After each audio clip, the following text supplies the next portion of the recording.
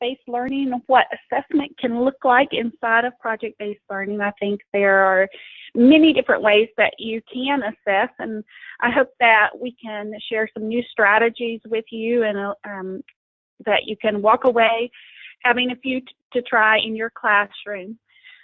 I am president of Reflective Learning, and here's my contact information if you'd like to reach me after today. I also am a consultant with the New York CTE Center and Successful Practices Network at International Center for Leadership and Education as well. So today I bring you information from schools that I've worked with in the past as a consultant and ideas from my own classroom as well. There are several webinars that we have had in the past that might interest you. They kind of all build up or build around today's topic, and here are some of those listed on your screen. You can find all of these on the New York CTE website, free of charge, and use them in your planning, or if you are in charge of leading instruction at your school, you have access to those as well for that purpose.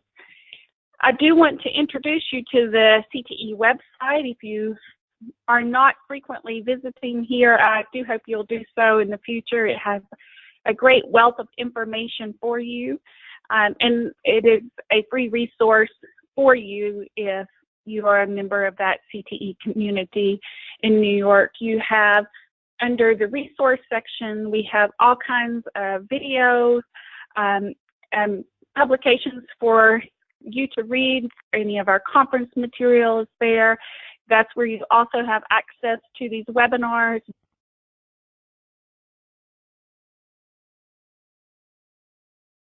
You'll also have access to a Rigor and Relevance instruction tool there that helps you reflect on your own practice or learn more and more framework. We'll talk about it today as a part of our presentation. Under the instruction part, that is one of my favorite sections. There are all literacy resources, work-based learning resources, a database that I think that you might be able to utilize to find links to connects to a topic that you're discussing in class. Also, those reading strategies are right there that you can pull from. Several of those. Under the professional learning part, if you are a facilitator of learning at your school, there are several facilitation guides there that you might like on focus areas such as engagement or helping teachers move to Quadrant D instruction. There's just a lot of information on that website, and one of my favorites that we'll actually show you today, a favorite strategy is there as well, and I'm going to save that for later on in the webinar. Hopefully you have located your handouts. If you have not received the handouts, or if you have not been able to download those, please see in the right-hand side of your screen on those little gray arrows, you will see handouts. Please go ahead and download those. You will want to have those handy today. I have screenshots of partial handouts in my webinar, just so you can follow along with me as we reference different materials. So we really have three learning objectives today that I want to spend the majority of our time on. We're going to briefly discuss project-based learning, just so we're all on the same page for the purpose of this webinar. We're going to talk about how to assess the quality of an assessment that we give, so that we can think about that skill that we are assessing and how might we switch it up a little bit to assess it in different ways. And then talk about the process of project-based learning, tools to assess within that process. So hopefully you will have several different strategies after today's webinar. Okay, before we get started, I'm going to ask Gretchen to launch this first poll. This always helps me to tailor my conversation around the position that you hold so that I can give you the best advice. And Gretchen, if you will, go ahead and launch that and just choose your role there. And I will wait a moment here and let Gretchen launch that and let you answer that. So we'll, before we move on.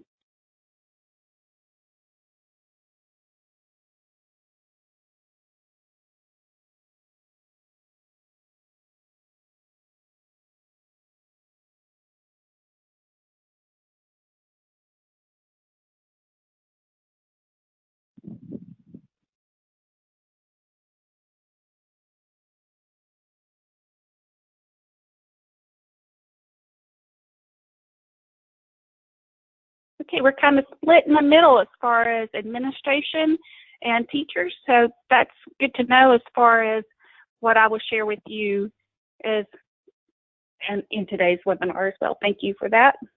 So let's get started talking about project-based learning, what it is, and both how to assess it.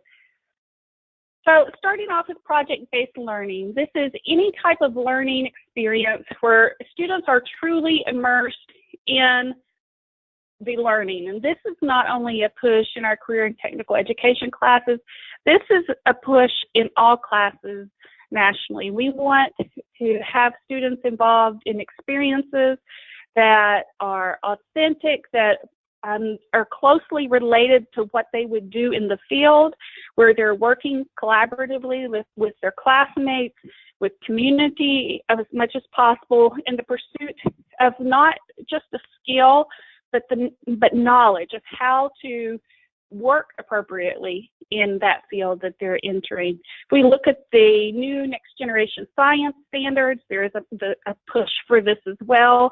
In our ELA standards, there's a push for this. We want students engaged in this type of learning because we know this is where they truly learn. It's where they do the majority of the thinking, the majority of the work, and we, the teacher, become the facilitator for their learning. So if you look at this list of items that go along with projects or project-based learning, I want you to think about which one of these, if they were in my lesson plans, or if I were looking at classrooms, would I say this is a project, and which one is project-based learning? I'll give you a minute to read that list and just make you quickly jot down which ones of these you feel like are projects or project-based learning, then we'll discuss them.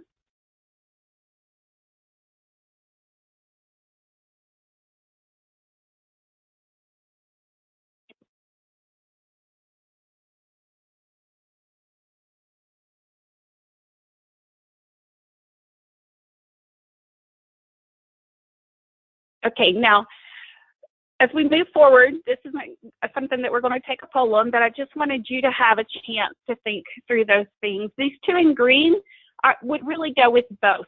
Both are graded with a rubric. Hopefully both are aligned to some kind of state standard or career standard that we want students to be able to know and do when they leave us. Then the items here in red are things that go along with project-based learning. Students have a choice. The information is relevant to their lives. Now, that could be a project where it's relevant to their lives, but it definitely has to be in a component of project-based learning. There has to be that element of team collaboration, which, by the way, is one of those skills that our employers keep telling us students need more help with. It requires the teacher's guidance, so it's not just the teacher sets up the project and then sits back and doesn't do any teaching or guiding. It's relevant to the lives of our students and hopefully presented to a real-world audience as much as possible. There is a focus with our project-based learning on teaching students how to learn versus just the content that they need to learn. And this is something that I try to coach in my CTE classes, but quite frankly, in all the classes where I serve as an instructional coach.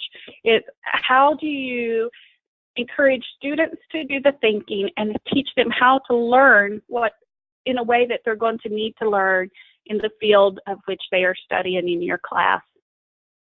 So look at these three items and decide, are they projects or do you think they would be project-based learning?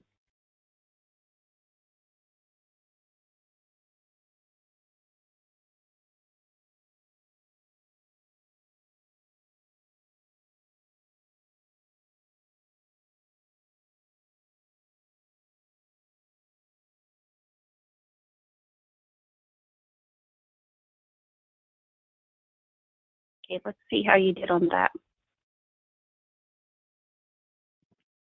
Gretchen, if you will launch that poll. Which ones are projects and which ones are project-based learning?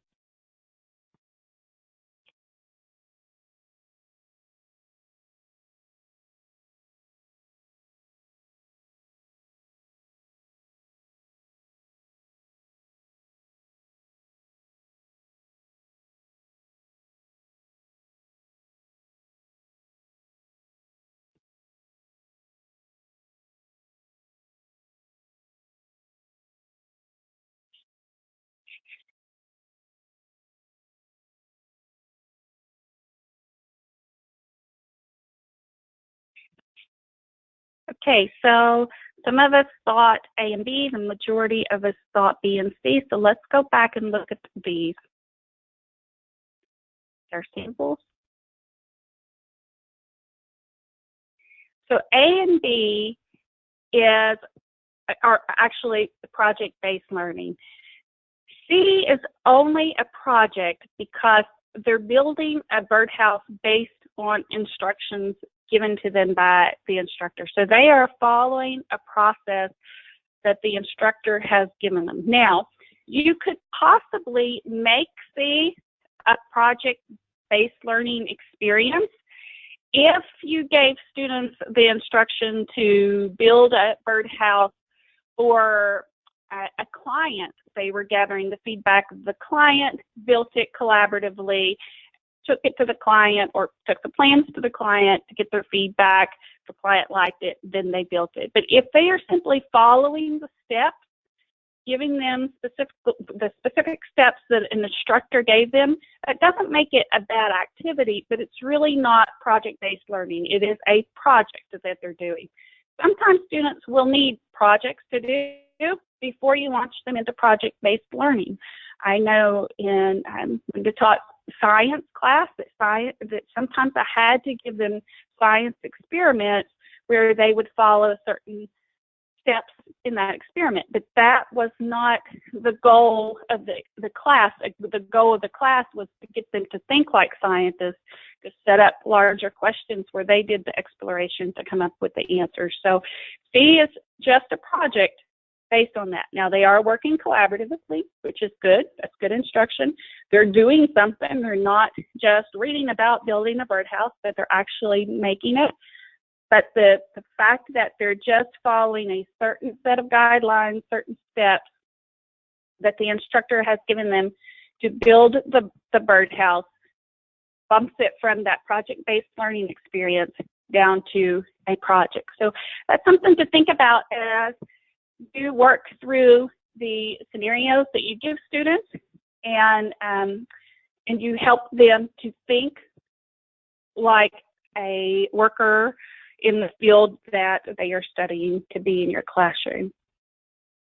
All right, in designing project or facilitating project-based learning in general, what do you feel like is your greatest strength? And I'm going to ask Gretchen to launch this poll. I also want you to think about your greatest area of need, because we're going to follow up with that question here in a minute. But what is your greatest strength?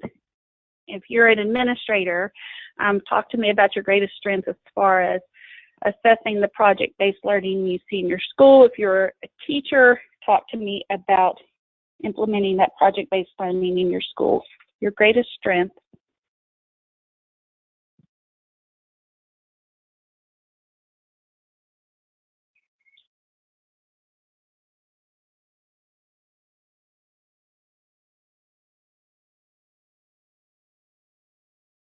Okay, so planning is by far our greatest strength in their project-based learning. So the next question that I'm going to ask you then, where do you need the most support? Where is that area of growth? And again, we're going to ask Gretchen to launch that one.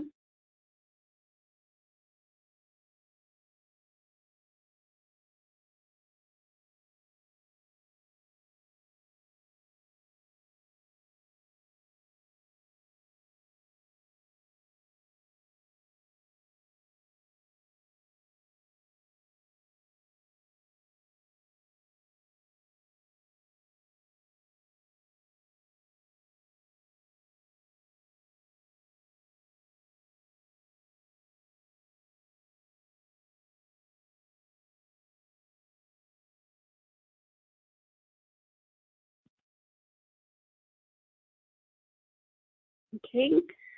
Facilitating project-based learning is where the majority of us feel like we need assistance. So this next question that I'm going to ask you fits into the poll questions as far as being part of questions that you answer for your certificate, but more importantly, we just want to know your information. We are beginning to develop some resources and tools for you with project-based learning. And as we develop those, I want to know how can we be of greatest assistance to you. What tools do you need? If you were able to give your input for that, what would that be? And I put on here, justify your answer.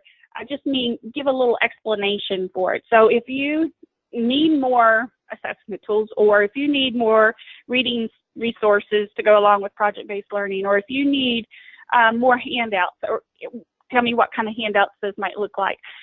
On the right-hand side of your screen, you have a link that says questions.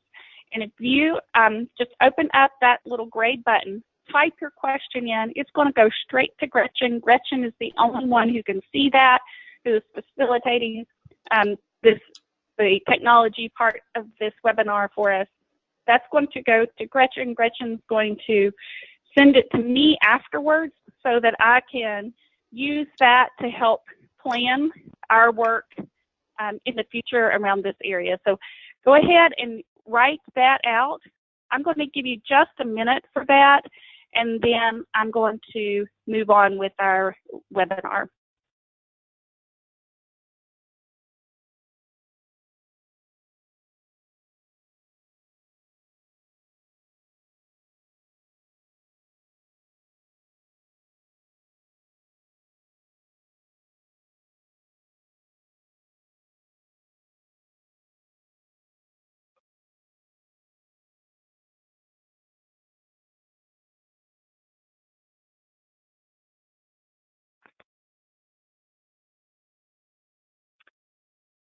Okay, I'm going to go ahead and move, but please, if you haven't had a chance to answer that, go ahead and answer that. But just for the sake of time, I want us to go ahead and talk about the assessment piece, okay? All right, just as a general announcement, I would like to make sure you know about this website, the BIE website that goes along with project-based learning. There are a ton of free resources on here. I love them. I love the handouts that are on here and all the resources that go along with it. If you've not visited the site, if you are new to project-based learning, I think you will find some great items on here, some that we don't talk about today, others that we will talk about, and I will try to make sure that you know which ones that have been pulled from there as we go through your handouts. Okay. As we think about our project-based learning assessment, we want to make sure that we begin with the end in mind. What is it that we want students to know and understand because of the project? What content will they need to know? What skills will they need to know? And how will they be assessed? That's something that we want to make sure that we articulate clearly for them. That might be shown to them by having the written scenario out in front of them and the rubrics, but they need to know how they're going to be assessed. They need to understand the goal of the project and understand when they will be assessed, because hopefully if you're doing it correctly, it won't just be at the end of the project-based learning experience. The teacher needs to understand what standards they're going to teach, that content they're going to teach, and then what skills do you want students to know? Which ones really matter to them? What will they need to know in the next 10 years? What do they truly need to know to be career ready? Those are the things that you want to focus on as you think about which assessments to use and how to use those assessments. And for this next section, I'm going to talk about how you assess those skills. And I'm not going to talk about that because that's more important than assessing the content and the standards. But I'm going to talk about that because I think that's where I see the greatest struggle is when where teachers need the most support in my coaching is how do they assess the skills that students need for that work. So what kind of skills do they need for project-based learning? What kind of skills do they need for a career? That's something that as a school you may want to be outlining. If you're an administrator, you want to talk about what does college career ready mean? What is that career ready piece that we're all supposedly striving for? What kind of skills do we want students to know? What does the job market tell us they need to know? I've listed some here that are typical answers. We want them to be able to ask and answer questions, hopefully at a high level. Again, that's in the ELA, the math standards, the next generation science standards. Is also in our career ready piece. We want them to be able to discuss and accurately debate ideas. I'm not going to read all these to you, but I'm going to focus on a few of these in this next section so that we can think about how do we assess these. We know that they need to know this information. We know that we want to coach these skills in our classroom, but how do we assess that they're making progress in that area? One way to do that is to make sure that we have those high quality assessments. And for that, I rely on the Rigor and Relevance framework, and I want to briefly talk you through some of those components of that. Before I start that section, I want to know how much you know about this framework. And Gretchen, I'm going to ask you to just quickly launch that poll. Have you utilized the Rigor and Relevance framework to improve your instruction? And those of you who are on the call as administrators, I'm going to ask that you answer it as, have you helped your teachers utilize the Rigor and Relevance framework to improve instruction? Just so I know how familiar we are with this and how quickly I can go through this next section of information.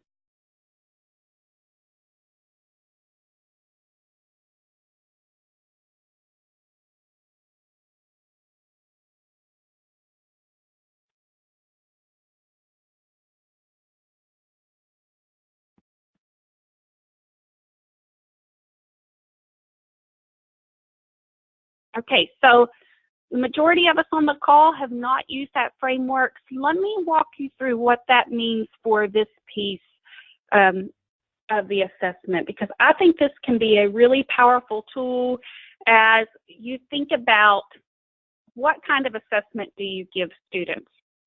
So the Rigor Relevance framework is divided into 4 quadrants, an A, B, C, and D. There is no bad quadrant.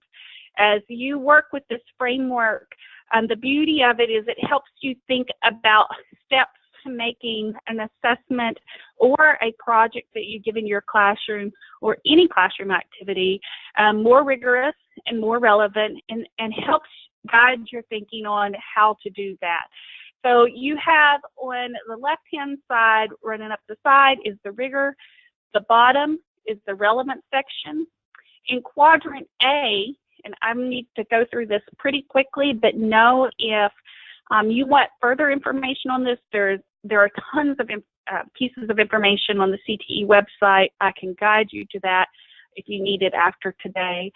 There are webinars and handouts as well. But in quadrant A, this is where students are gathering little bits and pieces of information and storing them just to gain an understanding. So this is your recall part, your content part. It can be hard, it can be easy, it can be 3+ 3. It can be 3 plus 3 divided by 6 squared multiplied by 7. But if it's one piece of information that you are looking for, then it's Quadrant A. So what's the definition of marketing? That would be Quadrant A, because you're looking for one answer to that.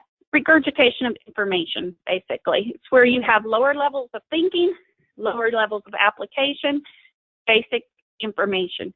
We need this. Students need this. We need this for academic language in our classroom. However, we don't want to stay here. And definitely projects don't take place here. Projects do take place in Quadrant B.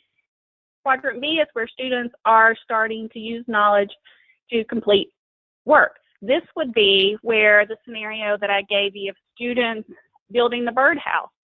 And there was not the highest level of thinking in that. It could be tweaked to be, but there wasn't the highest level of tweaking in that or thinking in that, because students are following directions. So in a culinary class, this is where they are following a simple recipe to make something. And they might be working together to make it, but if they're following a certain recipe for it, they're basically following instructions.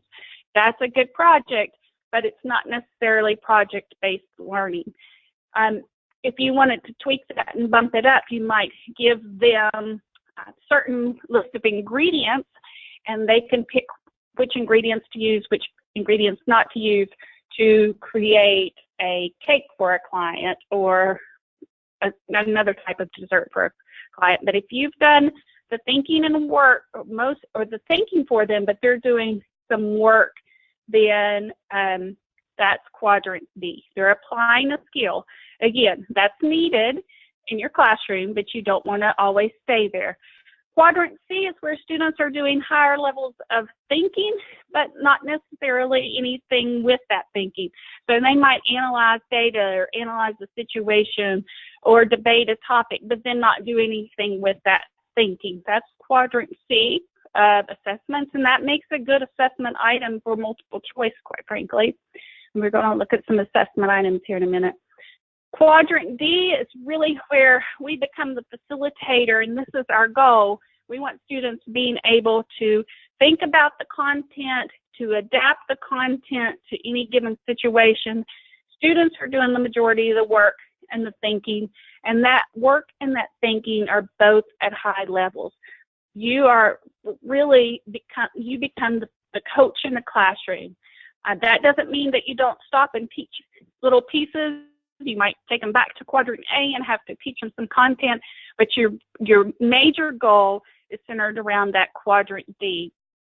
So if I take you back to my science experiment, this would be where I have trained them how to do a science experiment, and now they design their own, and they work through that to solve a certain problem.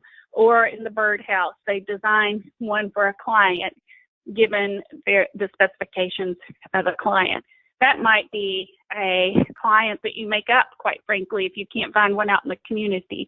They might be given different scenario cards where they have different clients that they're working for. But it's where they know the process now, but they have to do the thinking through that process and design the item. So Quadrant A, the teacher's doing the majority of the work. B, the student does the majority of the work, but the majority of the thinking has been done for them. Quadrant C is where the student does the majority of the thinking, and it's at high level, but there's not, they do not do anything with that thinking. And Quadrant D is where the student does the work and the thinking, and that's where we're trying to get with our assessment. So let's go back to our student actions, because I said I wanted to link these to students, the actions that we're trying to get students to do in our classrooms and to show that they are career ready. So we want them to be able to analyze collected data. How do we assess that? So let's look at 4 scenarios here. And I would like you to read these to yourself. And just on a sheet of paper, jot down so you remember which one of these is Quadrant A, B, C, and D. And there is one of each. Then we're going to assess how you are able to do with these.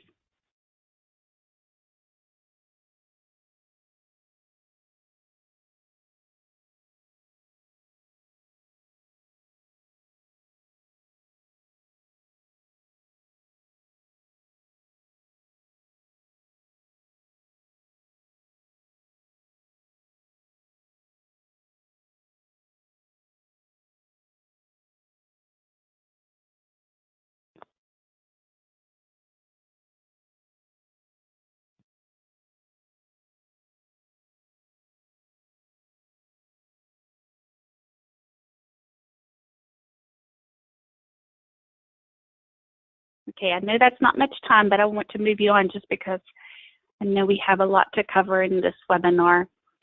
So if students are comparing the data from 3 different sources to find similarities and differences, you ask them questions about that. So that might be data that you gather off of the website. It might be data that you get from the actual field, but they are comparing that data and making notes about some similarities and differences. They might debate that in a class. It doesn't really matter, but that is Quadrant C because they're doing some analysis of data from different data points. This is something that again, it's in your next generation science standards. It's on the ACT. They're tested heavily on this on the ACT. And it's also a skill that we want students to be able to have if we're sending them out in the world, in the business world. If they're going to run their own business, it's definitely a skill that they're going to need. So that's Quadrant C, and a way that you can assess, if they can assess or analyze data. Students pick the definition of data from 4 multiple choice options. Now this is one that could be hard or easy, but it's still that Quadrant A because it's still, they're just matching definition to word, basically, that skill. Again, you want them to know that definition, but you want them to move on from that. And the next one, students answer a comprehension question after they view a bar graph of data. Now you can write data questions that are definitely higher than B, but this one is a B just not because of the bar graph, but just because it is a comprehension question and they are using that data in some form or fashion.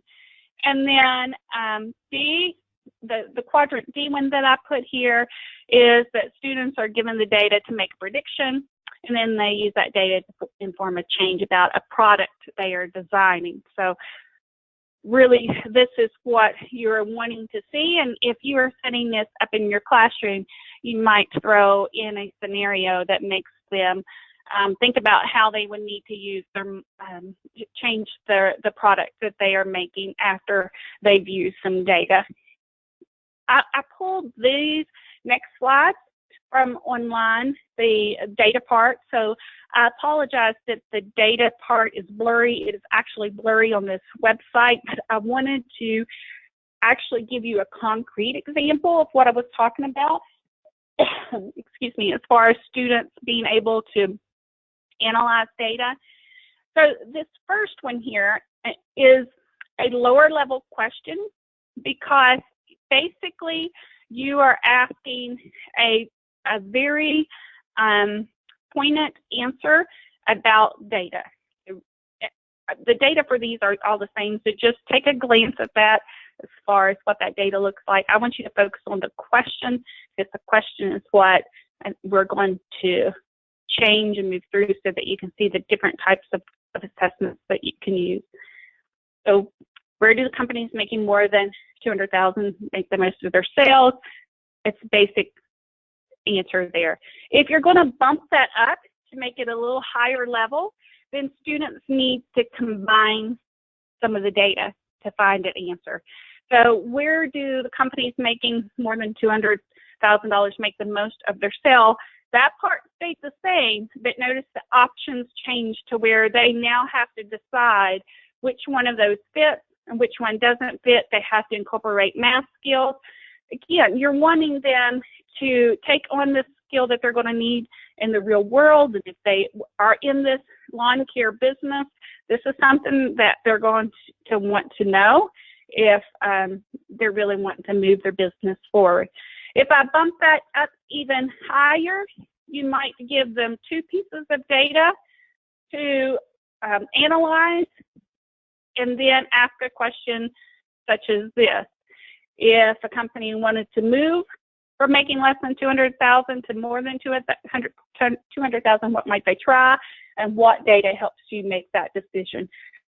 So you can assess their ability to analyze data by pulling something from the field that you're wanting them to know, the skill, and content as well, and then designing some higher level questions around it. Let's take this to another skill, communicating ideas with others. So let's look at 4 ways to communicate ideas with others. And again, with a pen and pencil, or pen or pencil and a scrap sheet of paper, write down if you think these are A, B, C, or D, and then we will move forward with these.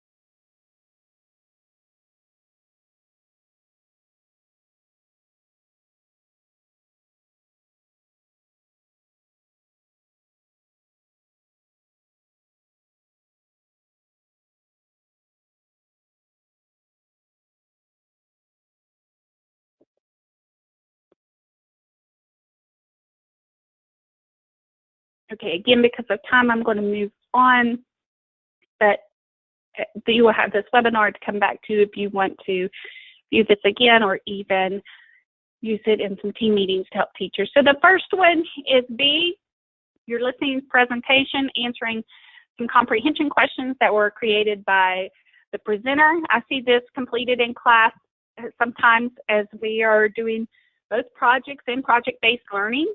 This is a skill where we can engage students in presentations, have them answer questions, but it still keeps it at that lower level because the majority of the thinking and the work has been done for the students who are listening to the presentation. The next one is Quadrant A, because the participants are not really doing anything. They're just listening, so there's no real accountability there at all. Now, if I put on there that they write down 3 facts from the presentation, that's Quadrant A as well, just because it's, again, regurgitation of information. And again, sometimes I see teachers use that strategy in their classroom as they're wanting students to stay engaged while others are presenting ideas. But again, I want us to think about how we can bump that up, that assessment of project-based learning up to higher level and still assess the same skill. So the next one is one that I'm starting to see more of, and that is where students listen to a presentation that's given, and then they provide feedback. The presenters take that feedback and improve the presentation and represent it or present it a second time to an audience. Now, you don't want to go through 2 sets of presentations with the whole class, but it can be where you do a gallery walk of presentations, and you might have 4 students sitting with one of those presenters and have 6 different groups going on at one time, just around their computers, instead of one at a time up in front of the class, or a group at a time in front of the class. But that is a Quadrant D activity, because the students are actually taking that feedback and making their presentation better. I will say this works best if their feedback goes through the teacher first, to make sure the feedback is quality feedback. It should be based on a rubric as well. And then the last one there is a Quadrant C, because they are listening and debating ideas, but nothing's really done with that information. So hopefully you have 4 different ways to think about how do we assess the students are able to communicate their ideas with others. So here's another way to look at your assessment piece. if we're looking at how do we get them to design solutions, which was another one of those skills that we wanted to be able to assess with students. If we look at a low-level question, we would ask, what are the steps needed to build a shed? This would be one that's not easy to answer, but it is just those basic steps that we're looking for. If we want to bump that up a little bit, we take a set of instructions here and evaluate them. I pulled this set of instructions from Popular Mechanics. That's a great website for us in the CT area. What I did was I took their steps, copied them, pasted them, and then I changed a few. So I messed up the instructions just a little bit, but I want to see if the students can really evaluate this solution. Before they are expected to go out and do any type of project-based learning, this might be something that you want them to think through. So what did they do wrong? And based on what we've done in class, what might be the steps that they should have taken? That would be a way to evaluate. If they can look at solutions and say they're good solutions or not, and it's a way that doesn't take a whole lot of work, to be honest. It took about 5 minutes to find something that they would study in that area and then just copy it and change it. The other way would be to give them two scenarios. So one of these is straight from the Popular Mechanics. One of them is the one that I changed, and then ask them which way shows the correct way to lay the foundation of a shed and justify your answer based on what we have learned in class. So they are looking at two different solutions, deciding which one is better and why, because you're trying to train them to read those instructions and to know what are good instructions and what are not good instructions. So you're assessing, again, the skill and not just the content of it, but really you're assessing some content there as well. In your handout, you have the Bloom's question starters. This is a set of question starters that I try to put into most of the handouts for my webinars because I see the power of them in when used in classrooms, and it just helps for teachers to be able to think about what types of questions to ask in their assessments and how to bump those up to higher levels. You also have a handout on different question stems by the quadrants to, again, help you think about where would this fall, where would this project fall, where would this assessment fall, how can I move it to the next level, so that you are trying to push that thinking and the work of the student up. So let's talk about some very specific assessment tools now that we know how to think about the quality of the assessment. For project-based learning, you can assess that before they do the actual project.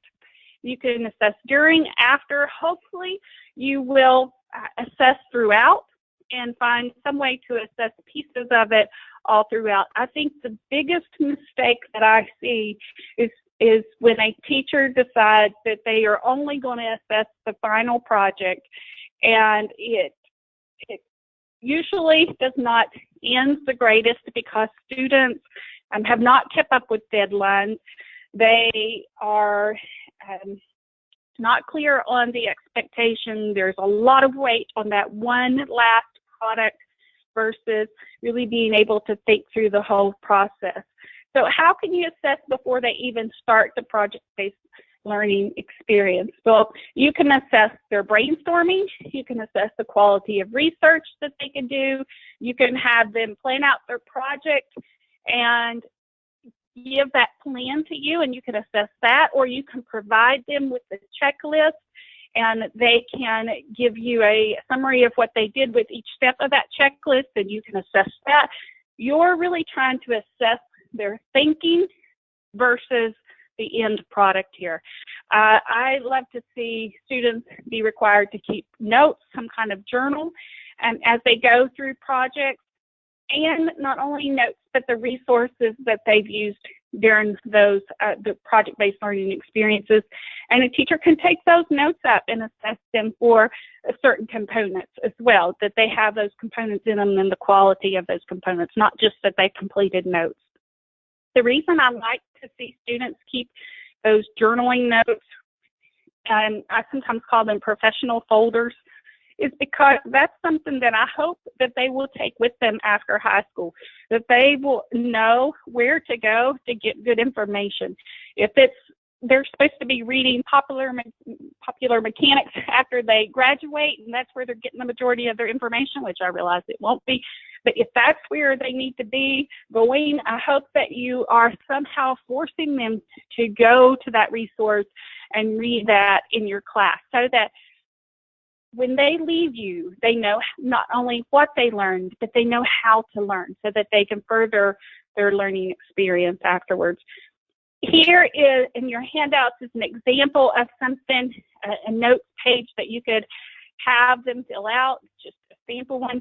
And after they get together and they look at the scenario that they're going to have to answer in their project-based learning experience, they jot down what they know, they jot down what they feel like they need to know, and then they jot down important resources where they can get that information. This would be one thing that you can assess. You can take this up and you can say, are they finding the best information?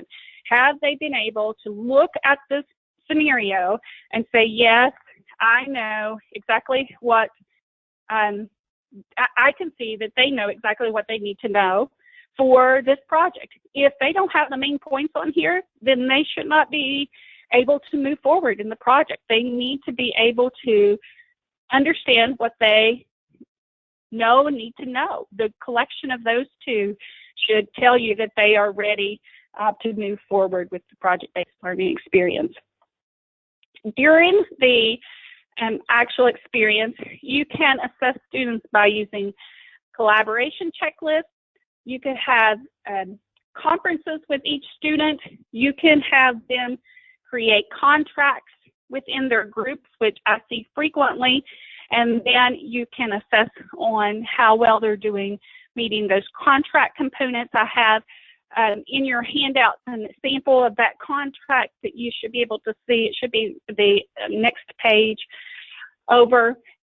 In those contracts, we want to make sure that students have clear roles and responsibilities that have been agreed upon, and consequences have been defined. Sometimes I will see classrooms set it up to where if you are fired from your group because you're not being responsible, then you have to go and work on it on your own with much more strenuous guidelines. They do not usually make that fun for students. So you have contract components. You have a handout here. You can take that, tweak it, make it your own. Basically it has the name, the role, contact information, and just what are the duties that that individual is going to be responsible for doing. You can set this up so that they're doing this daily. You can set it up weekly, however you want, but this helps you to keep track of if a certain part of the project is not getting done, who to have a conference with, how to hold them accountable for that not being done. Of course, we want them to have a rubric, and so you can also assess on the progress of a rubric. You can have a daily check-in sheet. Again, this is a handout that you have in your packet. That you can see if that work is completed. You can assess the quality of that work to date, and that would be just a really quick check to give them an assessment score for that day. You could also assess to see if they have a good plan for completion here. This daily check-in, I think, is quite important for both students and the teacher as well. The way that I see it helping students is we have some students who have a short attention span or who are not real good at setting long-term goals, and this daily check-in helps them to stay on track with some of those goals and to see if they are making progress towards that goal versus waiting to that end, that final check. You can also during the project-based learning experience, you can assess notes and journals as you go along as well, how well they're reflecting on their learning experiences. And then you can assess their group effectiveness. I have in your handouts a sheet that we use in classrooms frequently, and it's a group guidance sheet. This sheet is one that you can have the group members set in their group, or you can have them do a self-assessment with it. But the way that we use it in classrooms is the groups actually just set this out. If the teacher comes around and let's say the noise from the group is not at an appropriate level, number 3, the teacher circles number 3. And if that is the only warning given to the students, they don't fuss at the students or say much to them. It's just the students know that they're watching for that. So you circle number 3. If you come back around and noise level is not appropriate level again, then you circle the whole line. This sheet is turned in at the end of the class. At the bottom of it, you can reflect for the students why they scored that for their group work that day, or the students can assess themselves. But this is the actual form that they turn in to the teacher, and that's a way that you can tie that to assessment of their group participation. As far as afterwards, some ideas for how to assess students after project-based learning, of course, presentations is an excellent way, and hopefully you're able to bring in community members or outside individuals from the field to view the presentations, to give feedback. That's the best case scenario. I know that's not always able to happen, no matter how hard you try. So if you're unable to do that, for students to give presentations in front of the class, we know that is an excellent experience for them and real world preparation as well. I've put in your handout a rubric for assessing presentations. This is from the work of Eric Palmer, who's done a great deal of work on speaking and listening skills and the presentations. This just assesses how well they present. It doesn't assess the content. Most of you will have content-specific rubrics that you can pull from, but I wanted to make sure you had one in your hands that helps you actually assess the presentation skills. So this is something that you can fill out for the students, but also I would be giving these to students for them to fill out for each other, or for them to give feedback to each other, so that it's not only your voice that they're paying attention to, but it's also the voices of their classmates as far as what makes a good presentation. And you want them to know what makes a good presentation. Afterwards, on a project, you can also have them reflect on what went well, what did not go well. You have a form for that, and also to give individual and group feedback. So this feedback form that you have is one that students can fill out for each other, or students can fill out for themselves in terms of their project, how it went. And then the rubric is one that is used most often with very specific skill set you are wanting students to assess. And in your handouts, I gave you one from Edutopia as a copy. It's several pages long, but it's filled out from a new tech school, and I wanted you to see a good example of that. And I'm sorry I don't have a slide in here. We have another poll question here. Gretchen, I'm going to skip this one just because of time, because I want to get to this other piece that I think is really important for you to know about on the CTE website. This is a life skills competency framework. So some of the skills that I've been talking about and many more are listed here, and you have access to pull this and create your own rubric.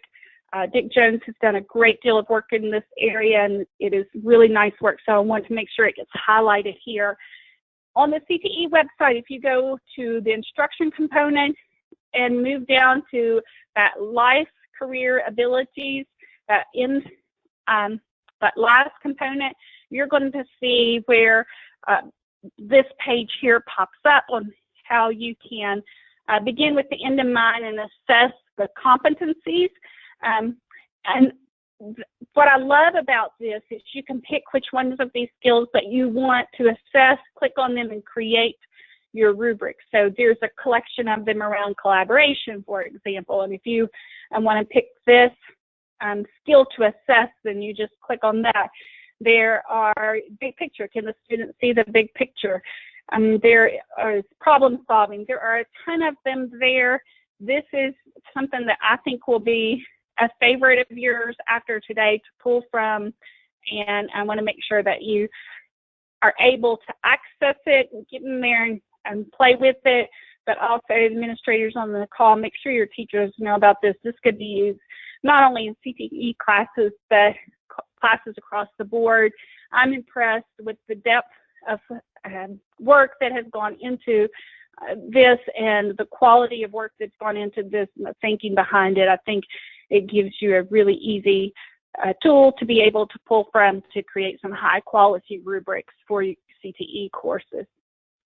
So as you move forward in your assessments of project-based learning, think about not only that content, but think about your students. Are they being able to move through the project-based learning experiences and to being able to persevere longer with those? How are you assessing their content? How are you assessing their learning and helping them grow in that area, coaching them in that way so that they're able to work productively together? And of course, give them those presentation opportunities as well. Okay, I know that was fast and furious. I apologize for the speed of my talking today, but there was a ton that I wanted to make sure you had access here too, because we get a lot of questions and the assessment component of project-based learning.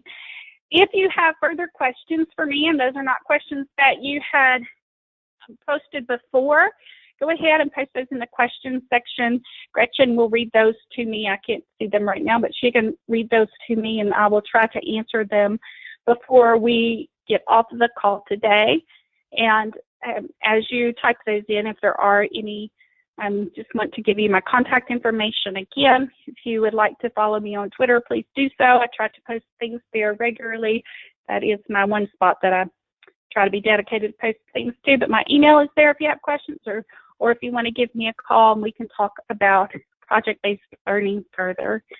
And with that, Gretchen, I will turn it back over to you. Thank you again for being with me for the last hour, and as we go deeper into project-based learning, something I believe is really vital to helping students in the classroom. Great, thank you, Sherry. So we don't have any questions, so we're going to wrap up. And on behalf of the Technical Assistance Center, thank you to Sherry for her presentation, and thank you to those who joined us. And as a reminder, this presentation was recorded and will be posted along with the handouts on nyctecenter.org/webinars within 72 hours.